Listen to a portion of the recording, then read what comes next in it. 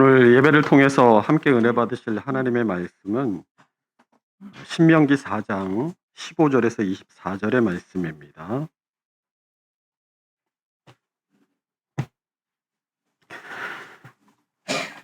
구약성경 267페이지 신명기 4장 15절에서 24절까지의 말씀입니다.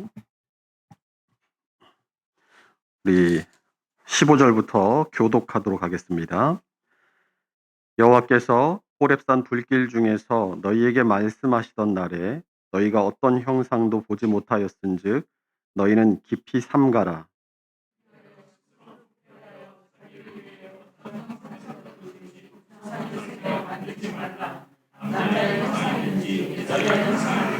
땅 위에 있는 어떤 짐승의 형상이든지 하늘을 나는 날개 가진 어떤 새의 형상이든지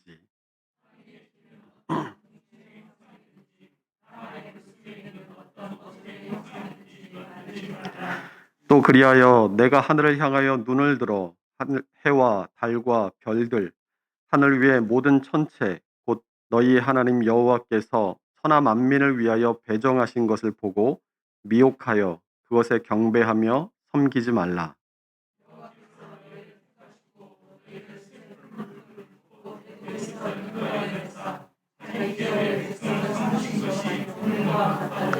여호와께서 너희로 말미암아 내게 진노하사 내게 요단을 건너지 못하며 내 하나님 여호와께서 내게 기업으로 주신 그 아름다운 땅에 들어가지 못하게 하리라고 맹세하셨은즉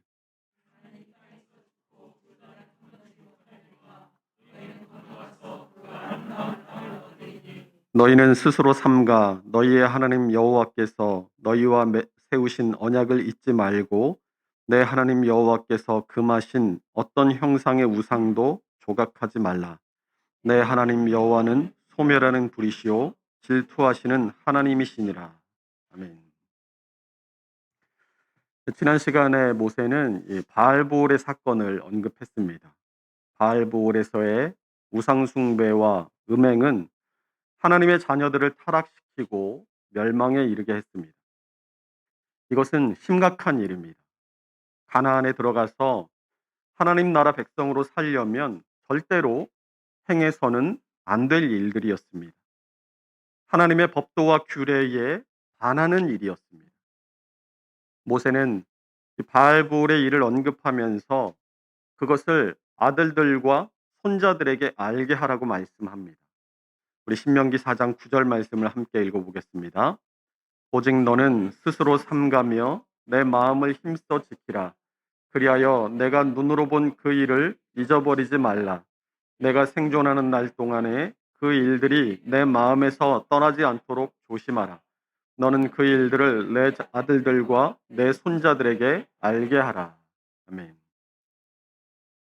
이스라엘 백성들이 이 가나안 땅에 들어가서 하나님의 은혜와 복을 누리며 하나님의 백성으로 살기 위해서는 하나님의 법도와 규례, 명령과 금령을 잘 구분해서 지키고 하나님의 법도와 규례를 자손들에게 가르쳐야 했습니다. 오늘 본문을 통해서 모세는 신의 산에서 하나님께서 수요하신 율법에 대해서 언급하고 있습니다. 모세는 이미 지난주 말씀을 통해서 신의 산에서 하나님과 언약을 맺고 하나님께서 율법을 수여하신 때의 일을 언급한 적이 있습니다. 우리 신명기 4장 13절도 함께 읽어봅니다. 여호와께서 그의 언약을 너희에게 반포하시고 너희에게 지키라 명령하셨으니 곧 십계명이며 두 돌판에 친히 쓰신 것이라. 아멘. 그러니까 오늘 말씀은 하나님의 법도와 규례가 신의 산에서 하나님의 언약을 통해서 주어진 것이고 그 규례와 법도는 가나안 땅에 들어가서 하나님의 복과 은혜를 누리고 또 하나님의 백성으로 살기 위해서 반드시 지켜야만 할 약속이라는 것. 그리고 우리의 자녀들과 후손들이 우리가 누리는 그 하나님의 복과 은혜를 계속해서 누리기 위해서는 하나님의 언약을 통해서 주어진 이 규례와 법도를 가르치고 그것을 지키게 해야 한다라는 것을 말해주고 있는 것입니다. 하나님께서 이스라엘 백성에게 수여하신 율법인 이 십계명은 그 돌판이 둘이듯 크게 두 가지로 나눠 볼 수 있습니다. 우리 마태복음 22장 35절에서 40절 말씀을 함께 읽어 보겠습니다. 그 중에 한 율법사가 예수를 시험하여 묻되 선생님 율법 중에서 어느 계명이 크니이까? 예수께서 이르시되 내 마음을 다하고 목숨을 다하고 뜻을 다하여 주 너의 하나님을 사랑하라 하셨으니 이것이 크고 첫째 되는 계명이요 둘째도 그와 같으니 내 이웃을 내 자신같이 사랑하라 하셨으니 이 두 계명이 온 율법과 선지자의 강령이니라. 아멘. 이 예수님의 해석과 같이 하나님께서 이스라엘 백성들과 맺으신 언약의 핵심은 하나님 사랑과 이웃 사랑입니다. 그런데 특별히 오늘 모세의 설교는 하나님과 이스라엘 백성의 관계를 말하는 것이기 때문에 본문의 내용이 하나님의 사랑에 대한 내용이구나라는 것을 알 수 있게 됩니다. 그러면 여러분, 하나님을 사랑하는 것이 무엇입니까? 하나님 사랑과 이웃 사랑에 대해서 가만히 생각해 보면 사실 이웃 사랑이 더 쉽다라는 것을 깨닫게 됩니다. 이웃은 우리 눈에 보이잖아요. 눈에 보이는 이웃에게 잘 대해주고 마음을 써주고 필요를 공급하며 우리의 이웃들이 지금 우리가 누리고 있는 하나님의 은혜와 평안을 누리게 해주는 것이 이웃 사랑이다라고 정의해 볼 수 있을 겁니다. 그런데 하나님 사랑 좀 음, 막연하고 어렵지 않으십니까? 뭐 어떻게 하는 게 하나님 사랑이겠습니까? 헌금을 많이 하면 하나님을 사랑한다고 말할 수 있습니까? 봉사를 남들보다 많이 하면 내가 지금 하나님을 이만큼 사랑하고 있어요라고 말할 수 있을까요? 아니면 예배에 안 빠지고 다 나오면 그것이 하나님을 사랑하는 척도로 우리에게 발견될 수 있겠습니까? 사실 이 하나님 사랑은 이웃 사랑으로 표현되는 것이기에 하나님 사랑이 곧 이웃 사랑이기도 합니다. 우리 요한일서 4장 20절 21절을 함께 읽어보겠습니다. 누구든지 하나님을 사랑하노라 하고 그 형제를 미워하면 이는 거짓말하는 자니 보는 바 그 형제를 사랑하지 아니하는 자는 보지 못하는 바 하나님을 사랑할 수 없느니라. 우리가 이 계명을 주께 받았나니 하나님을 사랑하는 자는 또한 그 형제를 사랑할지니라. 아멘. 그러면 우리의 이웃을 사랑하는 것이 하나님을 사랑하는 것의 전부일까요? 그렇지는 않죠. 이웃을 사랑하는 것은 하나님을 사랑하는 것의 일부입니다. 우리 수학의 집합을 보면 부분집합이라는 게 있죠. 부분집합은 이 A라는 집합이 이 B라는 집합에 완전히 포함되고 이 B라는 집합의 일부가 될 때 B는 A의 부분집합이다 이렇게 얘기를 합니다. 그러니까 어 무엇인가가 있고 이것을 A라고 하면 B라는 것이 이것을 다 포함하고 감싸고 있으면 그걸 부분집합이라고 한다는 거죠. 이 부분집합의 개념처럼 하나님의 율법 가운데 가장 중요한 계명은 하나님 사랑과 이웃 사랑이라는 이 두 계명인데 이웃 사랑이 하나님 사랑이지만 이 이웃 사랑은 하나님의 사랑을 떠나서는 존재할 수 없는 개념이라는 거예요. 그러면 다시 원래의 질문으로 돌아가서 그럼 하나님 사랑이 그럼 뭡니까? 우리 신명기 6장 5 절에서 9절 말씀을 함께 읽어 보겠습니다. 여러분 지금 펴신 성경에서 한 페이지, 두 페이지를 넘기면 신명기 6 장인데 성경을 보면서 함께 읽어 보겠습니다. 너는 마음을 다하고 뜻을 다하고 힘을 다하여 내 하나님 여호와를 사랑하라.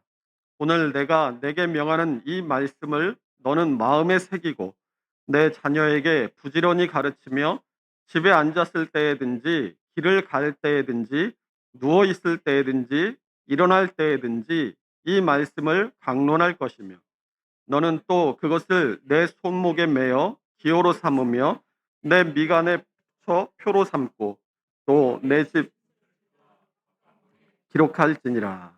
아멘. 여기서 하나님 사랑이 무엇이라고 말하고 있습니까? 첫째로 5절 말씀처럼 마음을 다하고 뜻을 다하고 힘을 다하는 것이 하나님 사랑이다라고 말합니다. 그런데 어떻게 하는 게 마음을 다하는 것이고 뜻을 다하는 것이고 힘을 다하는 것입니까? 이 히브리어 문장 형식 중에 이 키아즘이라는 형식이 있습니다. 이 키아즘은 우리말로 대칭, 병행, 순환 구조 이렇게 긴 이름이 붙어 있는데 이 한 문장 안에 있는 이 단어들이 서로 이 대칭이 되는 자리에 놓이게 하는 문학적인 형태를 가리켜서 이 키아즘이라고 부릅니다. 그런데 이 키아즘이란 이 키아즘이라는 이 단어에서 이 키 앞에 나오는 키라는 것은 헬라어 알파벳에 보면 이 X자가 있어요.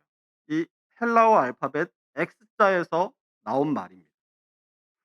이 문자의 모양을 보면 이 X자가 보여주는 것처럼 서로 이렇게 대칭이 되게 문장이 그렇게 쓰여져 있다라는 의미예요.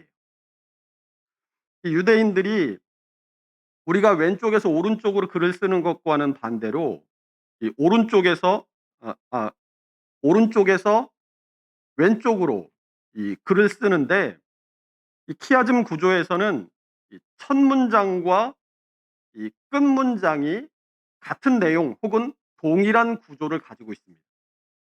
그리고 그 안쪽에 있는 두 번째 문장과 또 뒤쪽에 있는 네 번째 문장 역시 같은 내용이나 동일한 의미를 가지고 쓰여지게 돼요. 그리고 한가운데 어 그 문단의 결론을 그 한가운데에 두는 것이 이 키아즘 구조입니다. 이런 키아즘 구조 속에서는 이 문맥 안에 항상 이 결론이 들어 있는데 이 결론이 때로는 앞에 있기도 하고 때로는 뒤에 있기도 하지만 많은 경우에 보면 이 대칭 구조의 한가운데에 오는 경우가 많이 있습니다. 제가 성경을 펴서 신명기 6 장을 보시라고 말씀드린 이유가 있습니다. 우리 신명기 6 장을 한번 펴서 보시기 바랍니다. 이 신명기 6 장에서 우리가 방금 읽었던 이 5 절에서 9 절이 포함된 신명기 6장 1 절에서 9절 말씀을 여기 화면에 한번 보세요. 신명기 6장 1 절에서 9 절의 키아즘 구조인데 이 화면에 보이는 구조를 통해서 한번 보시기 바랍니다. 이 신명기 6 장의 본문을 키아즘 구조로 분석을 해 보면 5 절에 "하나님을 사랑하라."라는 이 핵심적인 결론이 들어가 있고 이 5 절의 위에 보면 4 절에 "그 하나님이 유일하신 하나님이니." 그리고 이 5 절의 아래로 6 절에 "그 말씀을 마음에 새길 것." 그리고 더 위로 그러니까 4 절의 그 더 위로 1 절부터 3 절을 통해서 유일하신 하나님이 그분의 말씀을 마음에 새기고 행하는 사람에게 축복을 주신다라는 구체적인 내용이 기술되어 있습니다. 그리고 이 5 절을 중심으로 해서 두 단계 밑으로 그러니까 7 절에서 9 절의 내용을 보면 하나님의 말씀을 마음에 새기고 행하는 구체적인 행위가 이렇게 '하나님을 사랑하라.'라는 이 핵심 구절을 어 통해서 이게 교차돼서 나타나고 있는 것을 볼 수가 있어요. 이 사실 이 키아즘이고 뭐고 생전 처음 들어보신 이 말들일 텐데 이런 것까지 자세히 이 설명하는 이유는 이거 하나 말씀드리려고 하는 거예요. 그 뭐냐면 하나님을 사랑한다는 것. 하나님을 사랑한다는 것은 마음을 다하고 뜻을 다하고 힘을 다하는 이 추상적인 명령에서 그치는 것이 아니라 이 대칭 구조의 끝에 구체적인 그 행위의 내용들이 나타나는 것처럼 반드시 구체적인 행위가 따라와야 한다라는 것을 말씀드리기 위한 거예요. 히아즘이고 뭐 히브리 문장 구조고 이런 거 하나도 기억 안 하셔도 상관없습니다. 그런데 하나님 사랑은 추상적인 명령에 구체적인 행위가 반드시 따라와야 한다라는 것. 그거 하나만은 잊지 말고 기억하셔야 돼요. 예수님은 하나님의 율법에 대한 탁월한 주석가 아니십니까? 당연하죠. 예수님 자신이 말씀이시니까요. 그래서 신명기 6장 1 절에서 9 절까지의 이 복잡한 키아즘 구조를 예수님은 단 한 절로 명쾌하게 해설하십니다. 이 신명기 6장 1 절에서 9 절의 키아즘 구조에 주석을 더하신 것이 마태복음 22장 37절 말씀이에요.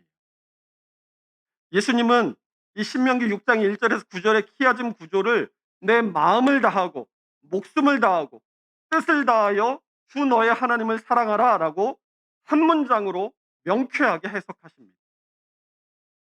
신명기 6장 5 절과 마태복음 22장 37 절의 다른 점이 뭐예요?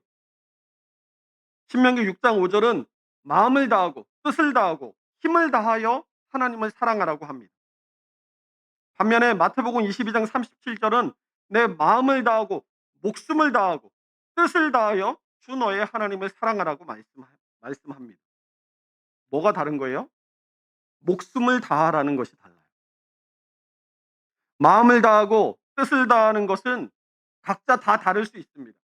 100명이 있으면 100명 모두에게 다 의미가 다를 수 있어요. 나는 죽을 힘을 다해서 최선을 다했는데 다른 사람들이 보기에는 쟤 그다지 최선을 다하는 것 같진 않은데 이렇게 보일 수 있어요. 또 나는 그저 그렇게 그냥 평범하게 했는데 다른 사람들이 그걸 보고 "야 너 정말 최선을 다하는구나." 이렇게 칭찬할 수도 있습니다. 그래서 마음을 다하고 뜻을 다하는 것은 추상적이에요. 눈에 보이지 않습니다. 정도를 알 수 없어요. 그런데 목숨을 다한다는 것은 뭐예요? 목숨은 누구나 하나씩 가지고 있어요. 그거 하나 잃으면 끝입니다. 목숨을 잃으면 인생이 끝나는 거예요. 거기서 그쳐지는 겁니다. 그래서 목숨을 다하는 일은 눈에 보이는 일이에요. 구체적으로 드러나는 일입니다. 이처럼 신명기 6 장에서는 하나님을 사랑하는 일이 추상적이고도 구체적인 행위가 반드시 따라야 한다라는 것을 9 절에 걸쳐서 키아즘 구조를 통해서 보여주고 있는 반면에 예수님은 하나님을 사랑하는 일이 추상적이고도 구체적인 행위가 따라야 함을 한마디로 정의하고 계신 겁니다. 이 키아즘 구조에 이 또 다른 특징이 하나 있는데 이 신명기 6장 1 절에서 9 절의 이 구조에서 볼 수 있는 것처럼 이 추상적인 것들을 구체적인 개념으로 설명한다. 구체적인 개념을 끌고 와서 설명한다라는 특징이 있어요. 하나님 사랑이 뭐냐? 그분이 주신 규례와 법도를 지켜 행하며 사는 것이다. 이렇게 해석이 되는 거죠. 그러니까 하나님께서 이스라엘 백성들에게 주신 이 어 시내산 언약, 이스라엘 백성들에게 주신 말씀을 이 유대인들의 사고방식대로 이해해 보고자 한다면 추상적인 모든 개념들은 구체적인 신앙의 행위들로 반드시 드러나야 한다라는 거예요. 우리가 흔히 우리의 신앙을 신앙생활한다라고 표현하잖아요. 그 말처럼 신앙은 생활입니다. 취미도 아니고 특별한 날에만 특별하게 행하는 의식도 아니에요. 신앙은 날마다 아침에 일어나서 잠자리에 눕기까지 생각하고 말하고 행동하는 생활 자체인 겁니다. 그 생활을 어떻게 하는 거예요? 하나님의 규례와 법도 하나님의 뜻에 맞게 하는 것이 이 신앙이라는 말이 붙은 신앙생활인 겁니다. 그러니 우리가 설교 말씀을 듣긴 들었는데 그 설교 말씀이 내 생활로 녹아지지 않고 내가 그 설교를 들은 대로 살지 않는다면 나는 신앙생활을 하고 있는 것이 아닌 거예요. 그냥 내 생활을 하고 있을 뿐입니다.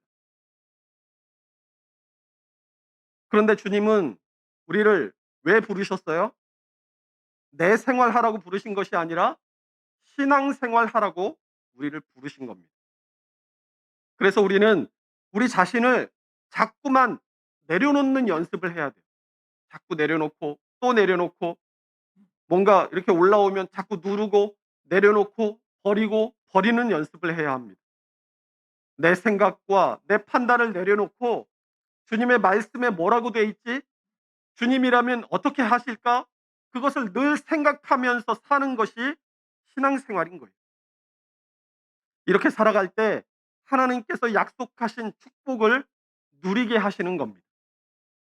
신명기 6장 3 절이 이 하나님을 사랑하는 것의 구체적인 행위의 결과에 대한 하나님의 약속을 보여주고 있잖아요. 6장 3 절입니다. "이스라엘아 듣고 삼가 그것을 행하라. 그리하면 내가 복을 받고 내 조상들의 하나님 여호와께서 내게 허락하심 같이 젖과 꿀이 흐르는 땅에서 내가 크게 번성하리라." 아멘. 하나님의 복은 아무에게나 주어지는 것이 아니에요. 하나님의 복은 하나님의 말씀대로 사는 사람에게만 허락된 것임을 우리는 결코 잊어서는 안 될 것입니다. 다시 본문으로 돌아가서 하나님께서 시내산에 주신 언약 그 십계명과 두 돌판이 이거 얘기하시는구나. 이것을 이 머릿속에 그려 두시고 오늘 말씀을 한번 보시기 바랍니다. 오늘 본문에서 우상을 만들거나 그것을 경배하여 섬기지 말라고 말씀합니다. 이게 십계명 몇 번째 계명이에요? 2 계명이죠. 근데 우리 지금 선뜻 이렇게 대답을 망설이시는 게 이 십계명의 1 계명과 2 계명을 헷갈려서 그래요. 많은 분들이 이 신앙생활을 오래 했음에도 십계명의 1 계명과 2 계명의 차이를 잘 모르는 분들이 많습니다. 1 계명은 뭐예요? 다른 신들을 내게 두지 말라는 말씀이고 2 계명도 우상을 만들지 말고 형상도 만들지 말고 그것들에게 절하지도 섬기지도 말아라. 뭐가 달라요? 같은 말씀이지. 근데 같지 않아요. 먼저 1 계명은 "너는 나 외에는 다른 신들을 내게 두지 말라."라는 거예요. 여러분 한번 대답해 보십시오. 이 천지에 여호와 하나님 말고 다른 신이 있습니까? 없습니까? 있어요? 없어요? 없죠.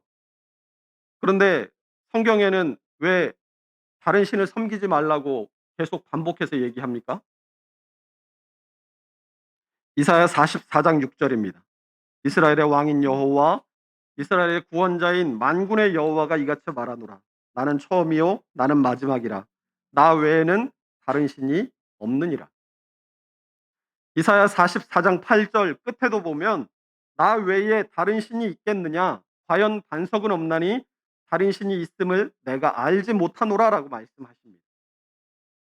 고린도전서 8장 4 절에서 사도 바울도 "그러므로 우상의 제물을 먹는 일에 대하여는 우리가 우상은 세상에 아무것도 아니며 또한 하나님은 한 분밖에 없는 줄을 아노라."라고 하나님은 한 분이심을 우리에게 분명히 밝혀 주고 있습니다.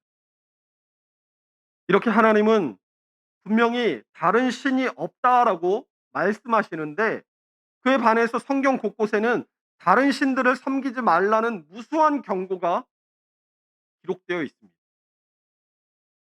이 경고는 하나님 외에 진짜로 다른 신이 존재한다라는 것을 전제하신 경고가 아니에요.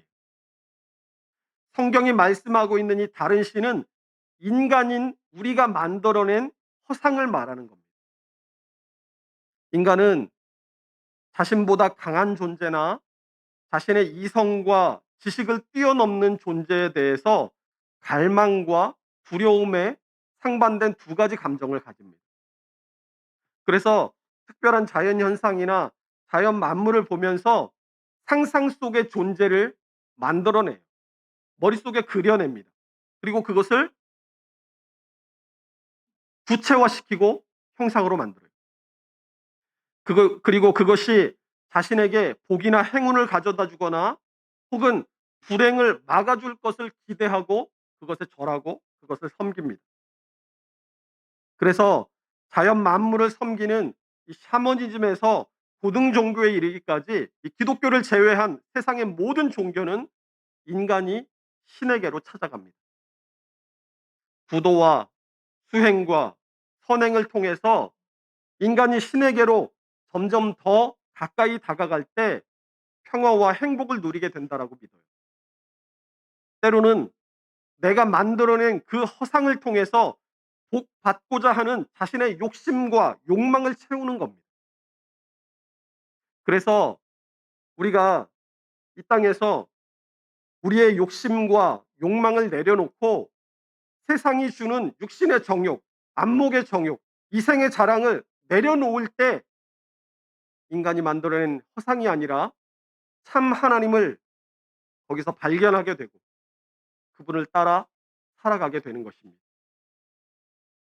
오늘 이 시대에는 다른 무엇보다 돈이 신이 됩니다. 돈이 가지는 힘을 숭배하고 돈으로 할 수 있는 일들을 갈망합니다. 돈을 가지면 두려움이 사라지고 돈을 통해서 자신의 욕망을 충족시키면서 살아가요.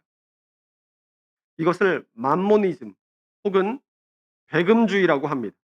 돈을 숭배한다는 거예요. 고대에 섬겼던 신들 가운데 고대에 그러니까 고대로부터 인간이 만들어낸 허상들 가운데 물질의 신, 돈의 신이 맘몬이라는 신이었습니다. 오늘날에도 맘몬은 이 돈을 숭배하는 사람들의 마음속에 자리 잡고 더욱 강력한 힘으로 이 시대의 사람들을 지배하고 있는 겁니다. 그러면 1계명이 인간이 우리가 만들어낸 허상을 쫓지 말라는 말씀이라면 2계명이 뜻하는 바는 무엇이겠습니까? 우상은 2계명이 말하는 우상은 하나님의 모습, 하나님의 형상을 뜻합니다. 오늘 본문인 15절을 보면 여호와께서 호렙산 불길 중에서 너희에게 말씀하시던 날에 너희가 어떤 형상도 보지 못하였은즉 너희는 깊이 삼가라라고 하나님의 어떤 형상도 보지 못했다라고 말합니다. 또 지난주 말씀인 신명기 4장 11절 12절도 우리 함께 읽어보겠습니다. 너희가 가까이 나와서 그 산에 불이 붙어 불길이 충천하고 어둠과 구름과 흑암이 덮였는데 여호와께서 불길 중에서 너희에게 말씀하시되 음성뿐이므로 너희가 그 말소리만 듣고 형상은 보지 못하였느니라. 아멘. 그날에 하나님께서 이스라엘 백성들에게 모습을 보여주시지 않으셨어요. 아니, 이스라엘 역사상 단 한 번도 하나님은 이스라엘 백성들에게 자신의 형상을 보여주신 적이 없습니다. 왜일까요? 우상 숭배가 뭔지를 가장 잘 보여주는 구절이 이 시내산 아래에서 이스라엘 백성들이 금송아지를 만들어 숭배했던 사건입니다. 우리 출애굽기 32장 4절에서 6절 말씀을 함께 읽어보겠습니다. 아론이 그들의 손에서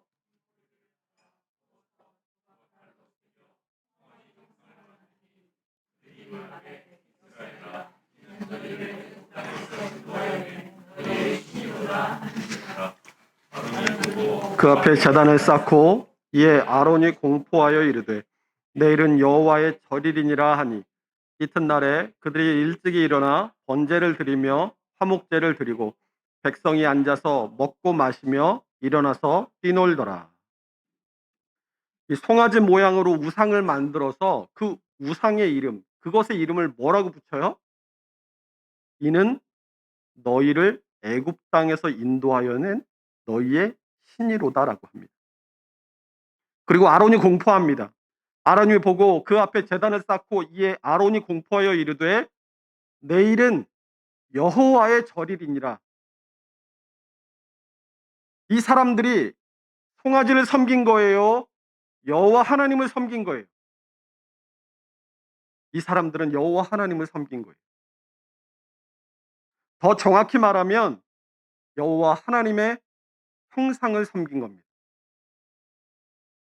이게 왜 문제일까요?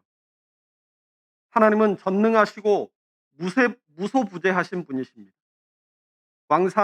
열왕기상 8장 27절에서 솔로몬이 성전을 아름답게 지어서 하나님께 봉헌하는 날 하늘을 향해서 손을 펴고 기도합니다. 하나님이 참으로 땅에 거하시리이까 하늘과 하늘들의 하늘이라도 주를 용납하지 못하겠거든 하물며 내가 건축한 이 성전이오리이까. 이 솔로몬의 고백처럼 이 온 우주가 하나님의 전능하심을 표현하고 하나님은 온 우주에 충만하신 분이신 줄로 믿으시기 바랍니다. 그런데 왜 형상을 만들었을까요? 형상을 만들어야 거기에 신을 가둘 수 있기 때문입니다. 형상을 만들면 내가 기도하고 싶고 내가 섬기고 싶을 때 혹은 나한테 무슨 문제나 우환이 있어서 뭔가 의지할 만한 것이 필요할 때 내가 원하는 때 아무 때나 내 마음대로 찾아가서 거기다 환풀이도 하고 종교적인 행위도 할 수 있어요. 그런데 생각해 보세요. 신이 내가 알지 못하는 어디로든 막 다녀요. 그러면 내가 기도할 때 이 신이 와서 지금 내 기도를 듣고 있는지 듣고 있지 않은지 어떻게 알겠어요? 모르죠. 그러니까 형상을 만들고 그 형상 안에 신을 가두고 그 신에게 절하고 자신이 원하는 대로 그 신을 부리겠다라는 겁니다. 이게 큰 문제인 게 이 형상을 만드는 이유가 내가 신을 더 잘 쫓고 신의 뜻에 순종하려고 그 형상을 만드는 게 아니라 내가 바라는 대로, 내가 원하는 대로 그 신을 내 마음대로 조종하고 내 뜻대로 이용하고자 하는 의도가 거기 숨어 있기 때문에 이것이 위험한 거예요. 이사야 44장 9절이 우상을 만드는 자는 우리 함께 읽습니다. 우상을 만드는 자는 다 허망하도다. 그들이 원하는 것들은 무익한 것이거늘 그것들의 증인들은 보지도 못하며 알지도 못하니 그러므로 수치를 당하리라. 여기서 우상을 뭐라고 얘기해요? 그들이 원하는 것들은 이렇게 얘기합니다. 인간이 형상을 만들고 그것을 하나님이라고 부르고 그것을 섬기는 것들, 즉 우상들은 뭐라는 거예요? 그들이 원하는 것들이라는 거예요. 자기들이 원하는 것, 자기들의 욕심과 자기들의 욕망이 그대로 투영된 그것이 바로 우상이라는 얘기입니다. 여러분 잘 생각해 보세요. 하나님을 섬기는데 내 욕심, 내 욕망을 위해서 하나님을 섬기는 것, 그게 뭐예요? 그게 우상 숭배예요. 하나님을 섬긴다고 하면서 거기서 내 욕심, 내 욕망을 차리는 거, 그거 우상 숭배라는 얘기입니다. 왜 그게 우상 숭배냐면 하나님이 주인이 아니라 내가 주인이 되기 때문에요. 인류 최초의 죄의 죄목이 바로 그거 아닙니까? 아담이 왜 범죄했습니까? 창세기 3장 5절에 뱀이 찾아와서 너희가 그것을 먹는 날에는 너희 눈이 밝아져서 하나님과 같이 되어 선악을 알 줄 하나님이 아심이니라라고 꼬입니다. 뭐예요 그게? 하나님의 자리에 내가 올라서려는 시도, 하나님의 자리를 빼앗으려는, 하나님의 자리를 찬탈하려는 시도가 인류 최초의 범죄인 거예요. 하나님께서 사람을 만드시고 처음에 세상 모든 만물을 다스릴 권세와 능력을 사람에게 다 주셨습니다. 그런데 금하신 것은 딱 하나였어요. 선악과 하나만 먹지 말아라라고 말씀하십니다. 왜요? 하나님은 창조주이시고 피조물인 사람은 피조물이라는 그 관계의 선을 지키기 위한 유일한 장치가 세계에서 딱 하나 선악과였습니다. 실제로 아담은 에덴 동산에서 하나님과 교제하며 함께 거닐었고 하나님의 위임을 받아서 모든 피조 세계를 다스렸어요. 그런데 인간이 하나님의 자리에 올라서려고 한 그 순간 하나님과의 언약은 깨어지고 죄를 범해서 인간뿐만 아니라 모든 피조계가 타락하고 죄의 영향력 아래 신음하게 된 것입니다. 그러니까 이 10계명의 2계명은 아담 언약의 선악과와 같은 장치라고 봐야 돼요. 하나님께서 왜 그토록 우상 숭배를 미워하시고 경계하시는지 아시겠습니까? 우상 숭배는 인류를 타락시키고 영원한 죽음을 인류에게 가져오고 인류가 하나님과의 관계를 인류와 하나님과의 관계를 끊어버리는 가장 악한 죄이기 때문에 그래요. 오늘 본문이 바로 이 이계명을 말씀하고 있습니다. 하나님께서 단 한 번도 자신을 이스라엘 백성들에게 형상으로 보여주시지 않으신 것은 하나님께서 보여주신 그 형상에 우리 인간의 악한 이 죄악된 본성이 그대로 투영되어서 인간 자신이 하나님의 자리에 올라서려고 하는 인류의 첫 범죄와 또 그 인류의 첫 범죄로 인한 죄와 죽음과 관계의 단절을 다시는 반복하지 않겠다라는 하나님의 의지가 거기에 담겨져 있는 것입니다. 그래서 오늘 본문 24절이 내 하나님 여호와는 소멸하는 불이시요 질투하시는 하나님이시니라라고 말씀을 맺고 있는 것입니다. 불은 모든 것을 태워 없앱니다. 불은 모든 더러운 것을 정화시키는 힘이 있습니다. 이 말씀을 통해서 우리는 하나님은 죄를 결코 참아보지 않으시며 그 죄로 인한 결과도 결코 간과하지 않으시고 하나님의 선하신 뜻대로 택하신 우리를 반드시 구원으로 이끌어 가시는 하나님이시라는 사실을 발견할 수 있어야 합니다. 오늘 본문 안에 다시 한번 이 모세의 안타까운 고백이 들어있는 이유도 여기에 있습니다.